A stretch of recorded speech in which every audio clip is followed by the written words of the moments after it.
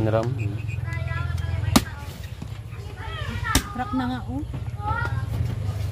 Ayaw sa amoy niya. May recipe nga ng miracle fruit nakita ko. Dapat kumuha ka ng pangkayod. Matamis yan. Matamis-tamis ka sa may amoy. Sobrang tamis pero maamoy. Sana mo kayo mo. Sige.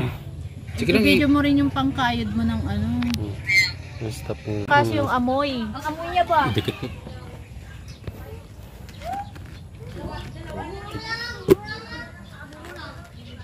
Ang amoy lang ang problema. Pag dumighay ka, ganun din ang amoy. Kamu lang video sa paglagay niya.